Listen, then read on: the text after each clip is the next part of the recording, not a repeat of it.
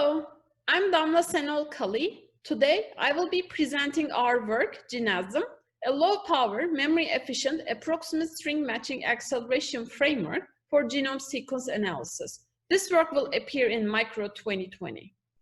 Let's start with some background. The genetic material of an organism is called genome, and each genome consists of a DNA. And the information in DNA is encoded with a sequence of 4 different types of bases, A, C, G, and T.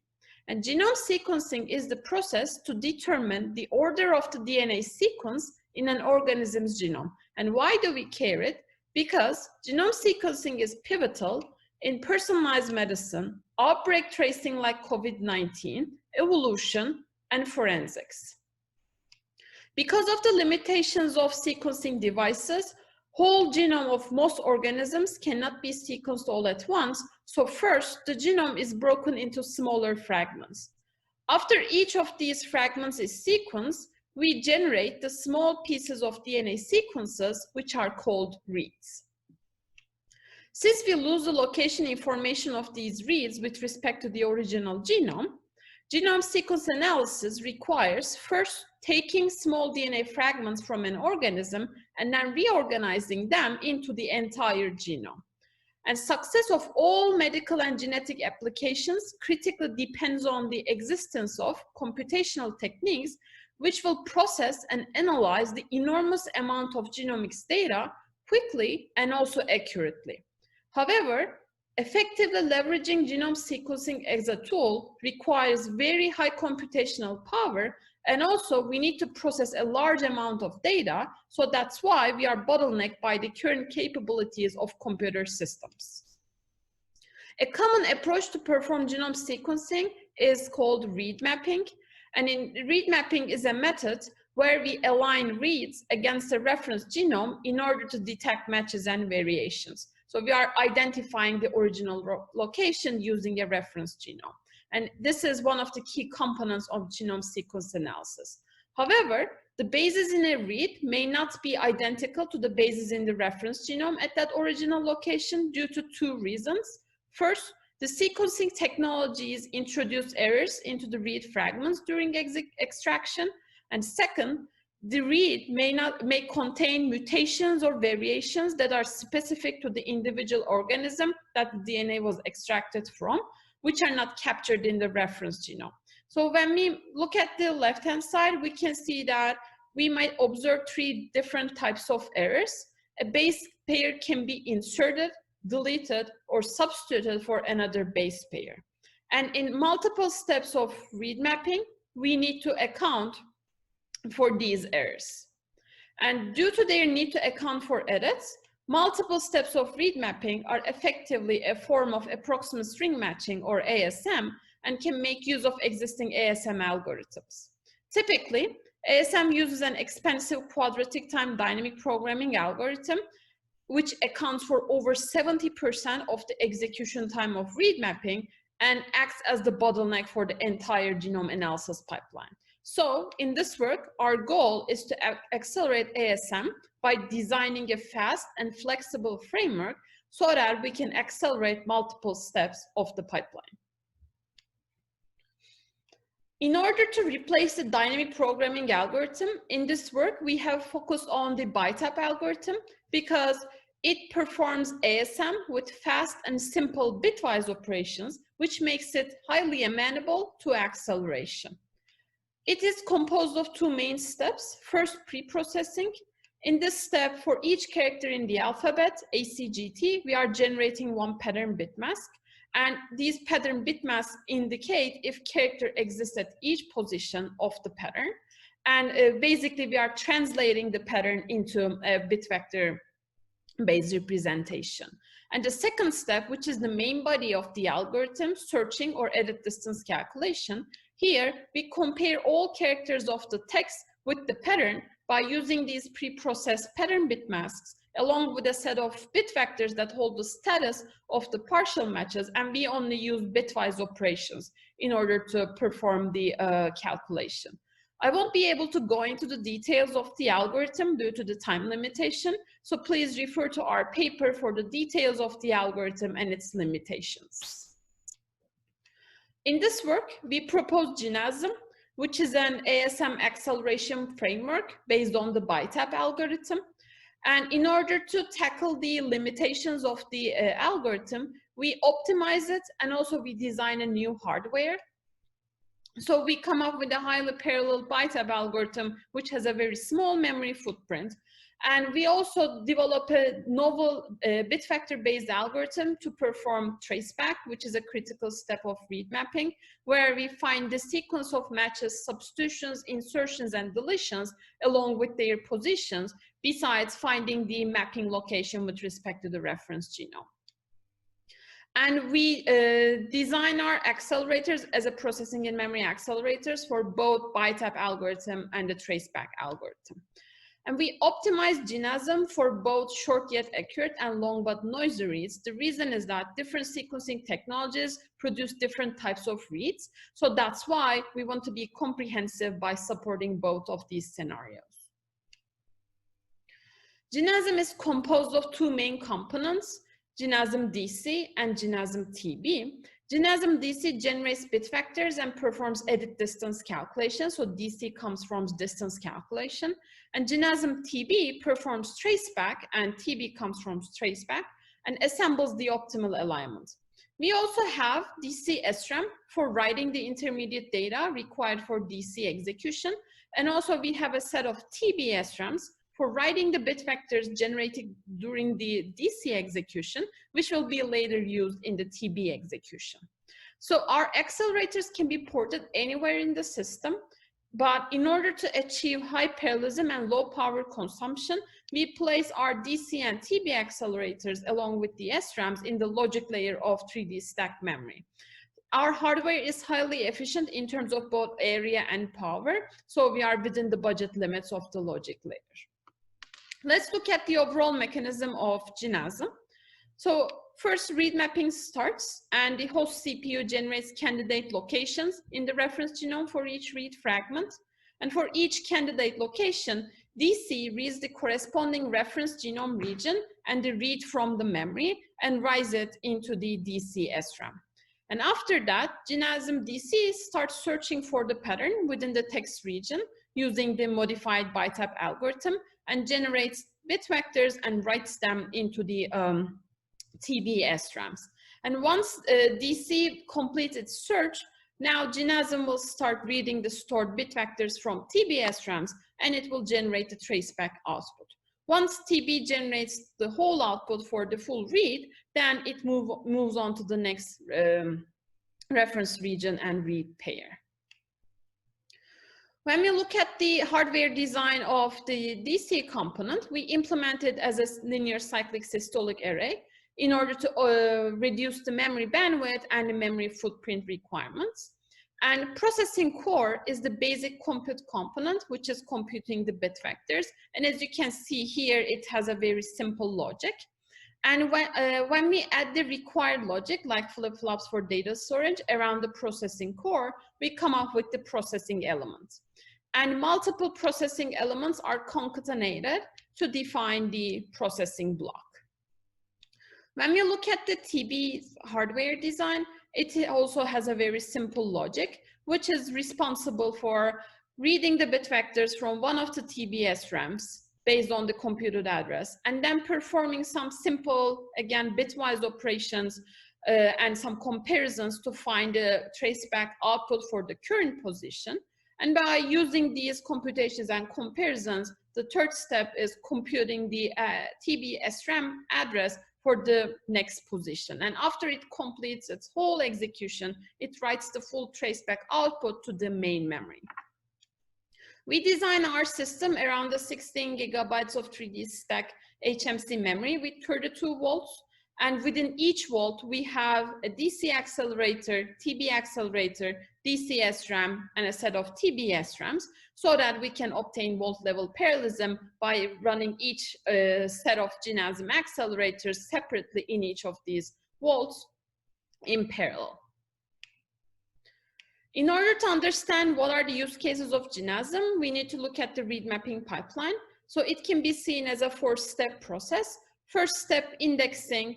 We index the reference genome, and this index contains all possible fixed length substrings as the keys and the exact match locations of these substrings in the reference genome as values. Second step, seeding, queries this index structure in order to determine the potential mapping locations of each read in the reference genome.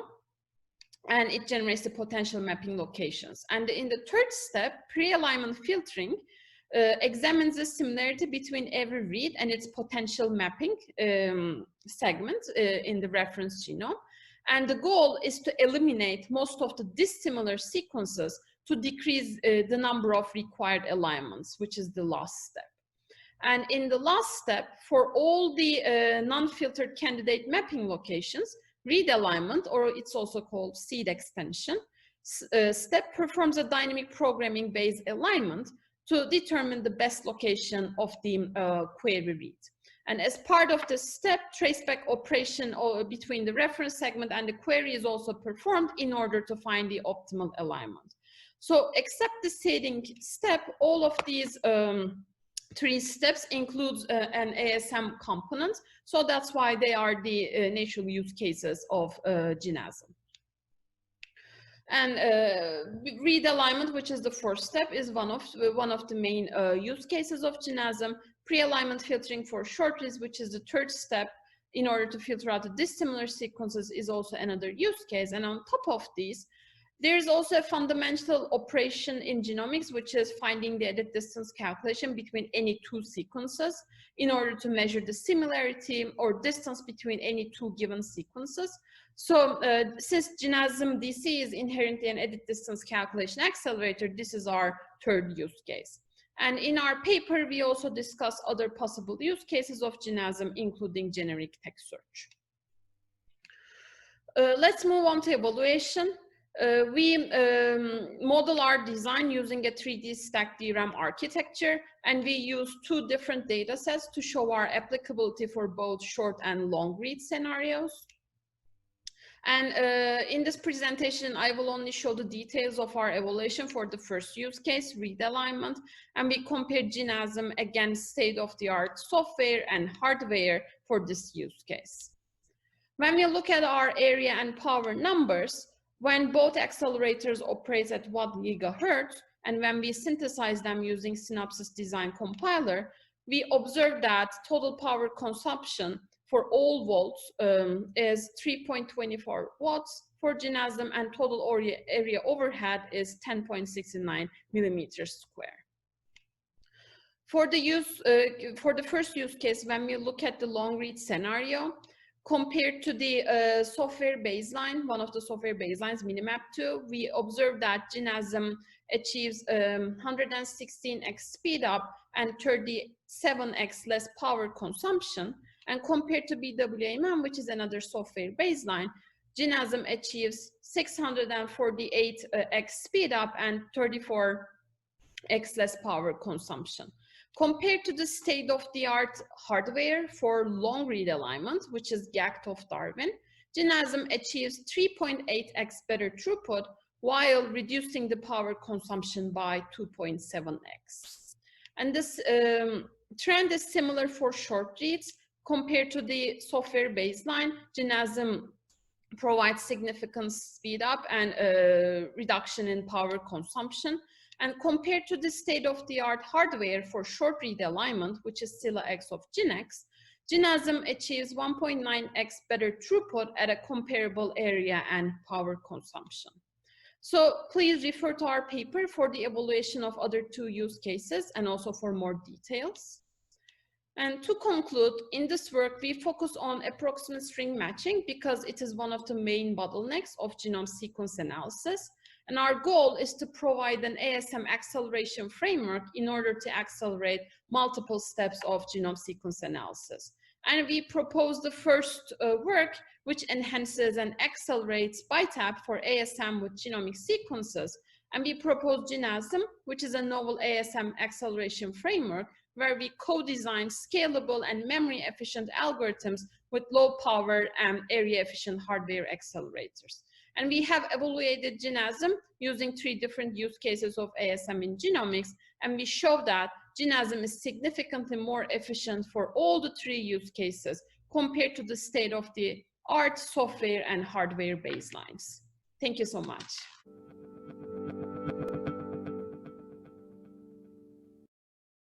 Good morning, everyone. I'm Paul Glykoff. I'm in not-so-sunny California this morning, and I have with me our speaker, Damla, who, with her thesis advisors listening in, had just delivered a talk that I thought very interesting, reading the initial summaries when it was proposed, and I hope you found it equally interesting.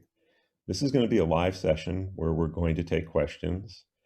I'm going to, at least initially, go through the questions that are already on the Slido channel. If you have more questions, please continue to add them. I think this is probably going to be a fairly stimulating and interesting talk to have an opportunity to ask questions about.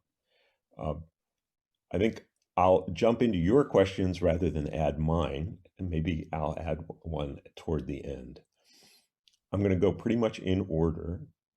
So Damla, the first question is, how do you think approximated string matching could benefit from algorithms like those from hyperdimensional computing? Okay, thank you so much for the introduction, Paul. So I think whatever that includes distance calculation or something like similarity search would greatly benefit from approximate string matching, because whatever you can represent with like characters, and even more, it doesn't have to be characters like we did in this work. If you can convert something into a binary format, you can even use that as a like your base, and you can use it for finding, as I said, similarities or some distances. So whatever includes it, it includes hyperdimensional computing as well.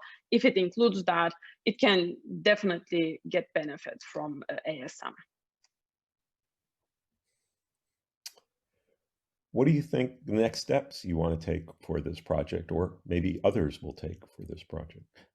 Okay, so as we also discussed in the talk and also in the paper, so there are multiple steps that's involved in read mapping process, and not all of them are is requiring the approximate string matching. For example, there's one step called seeding, and it has nothing to do with approximate string matching. So, and for now, this work GenASM is not supporting that. So one very natural direction is, in order to have a complete like package, including that part as well, either like we did in this work in memory or using PEM or some other approach. And another approach is, since this work is mostly like modeling, in order to have a real prototype, for example, FPGA mapping can be a very natural extension.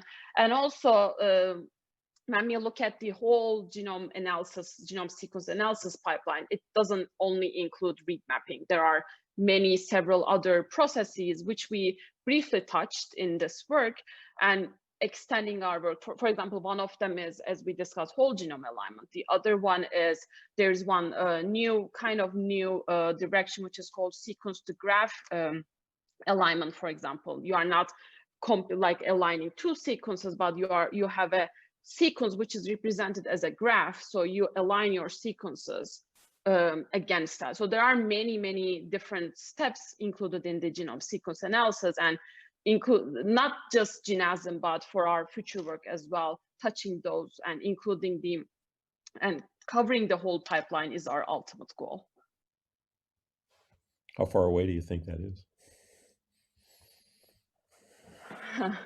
So the thing is, the technologies are changing, evolving as well. So the needs are changing, and technologies are getting better in terms of some like metrics.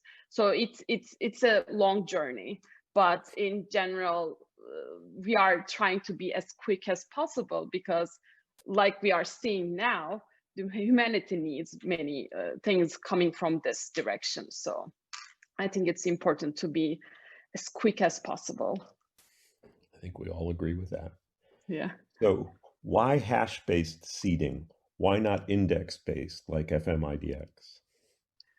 So that's a good question. There is no, there are two ways, right? As the question is referring. In this one, since it's the hash table based index involves like exact match finding directly, that's why we included that. But FM index is another approach. We haven't thought about how we can expand to that direction, but I think it's a very nice point. So we will keep that in mind as well. Thank you.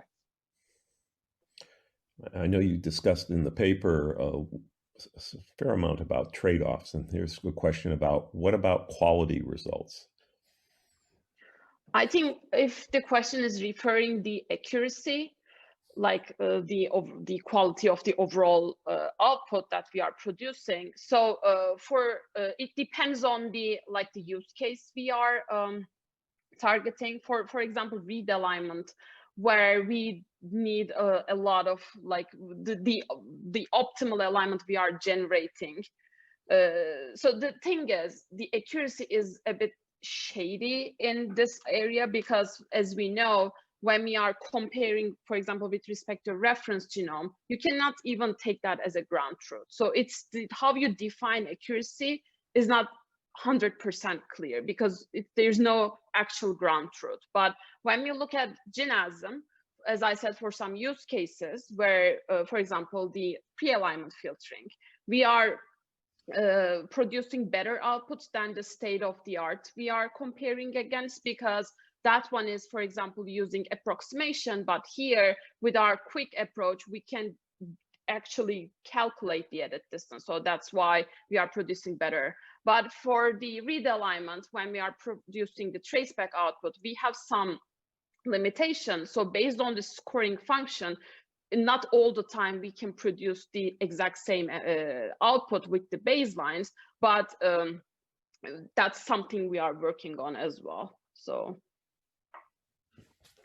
but as I said, accuracy is a metric that's not 100% clear in this area.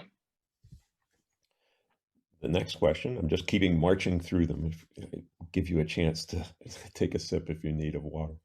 Why did you pick BWA MEM instead of the BWA MET2 for comparison? Okay, that's a good question. I think it's just because BWA MEM2 got developed and made available after we came to the point where we kind of wrapped up the project. That's the only reason. Any ideas to build accelerators for the seeding stages? Yeah, I think I briefly touched that question as well. So the seeding, let me briefly explain what seeding needs. So consider we have a hash table, and then for seeding, you randomly access that table.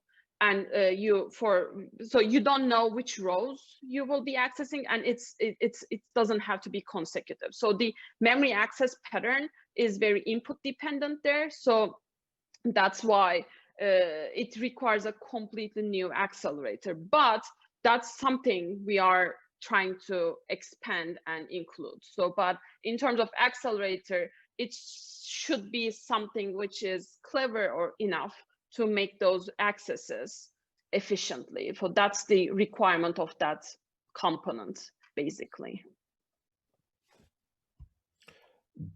Does comparing with a reference genome also happen in direct sequencing techniques, such as the one offered by Oxford Nanopore sequencing devices?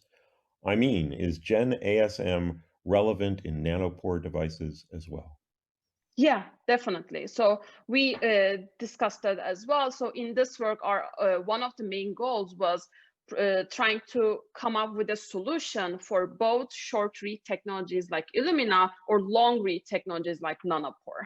So we crafted our algorithm and our hardware accelerators in order to serve both scenarios. So yes, definitely. That was one of our main goals in this GenASM work, which is providing support for nanopore reads as well. Have you taken seriously the idea of building a prototype, fabbing one of these designs? Yes, as a FPGA prototype, that's what we are working on right now. Okay. And So one of my interests in your talk was because I tend to look at advanced next generation computing technologies, and especially as we see Moore's law tapering off, or at least slowing down. The question is always, what are going to be the next exponential or even hyper exponential growth technologies?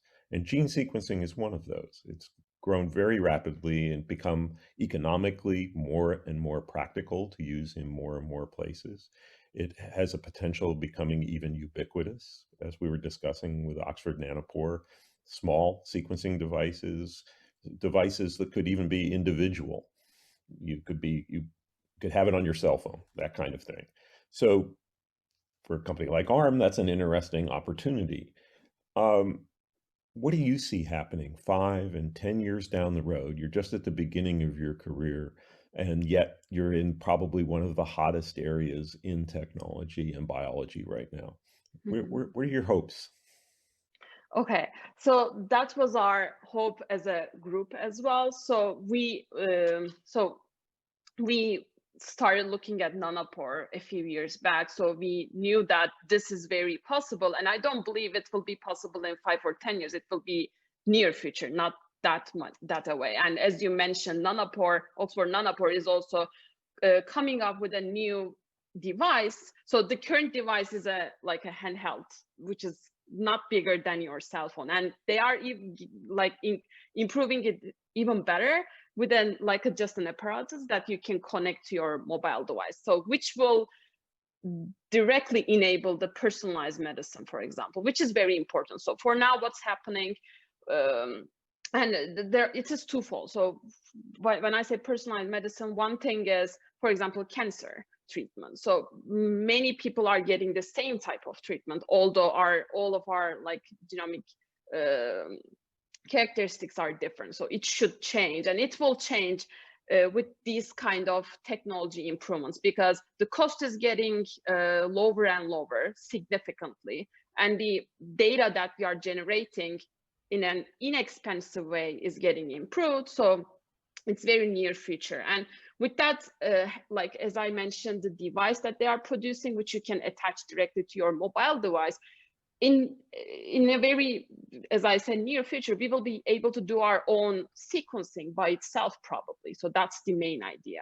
With the current Minion device, it enables real time and sequencing in remote places as well, and it's heavily used in COVID-19 tracing as well. So what I see is, and that was another motivation for this project, as we are highlighting, we are proposing a very low power accelerator, which is great, because if we can have those, which means and high performance and low power, of course, then we will be able to keep up with this genomic data generation speed.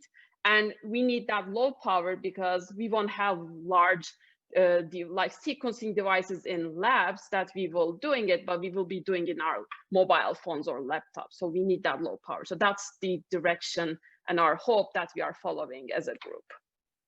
I'll follow up with that in a minute, but another question's on the chat, so I want to make sure that the questions that came in. But if you use something like FM index, the access to the index is more predictable. Hence the question about using index-based exact matching instead of hash-based. Yeah, I will think about it. So I don't have a concrete answer now, but I will think about it. I think it's a very nice point, and maybe a future direction for us as well. So, but yeah. So I'm going to flip the past question I asked you on its side, because almost for every advance in technology, for every plus, there are some minuses. Do you see any minuses in this technology? Okay, we know that the very big minus for this nanopore technology is its very high error rate. So when it's producing the sequencing data, it's adding a lot of noise to that, and it is around 15% of the length that the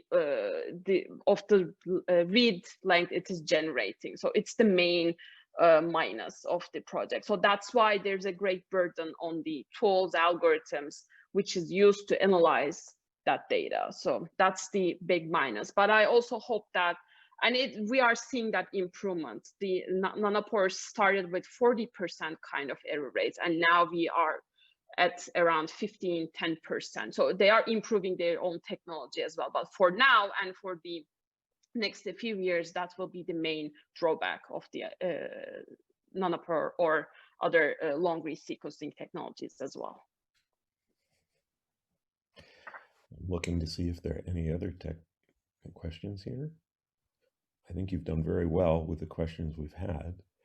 I hope, even personally, to follow up with you and follow how your work is going over the next couple of semesters. I'm very glad you took the time to both submit a proposal and to deliver a very high quality, interesting presentation. Thank you so much, and thank you for the opportunity. Everyone, I think we'll sign off for today and thank the speakers virtually and wish everyone good health, independent of whether they want to have their genes sequenced. Take care. Thank you. Bye.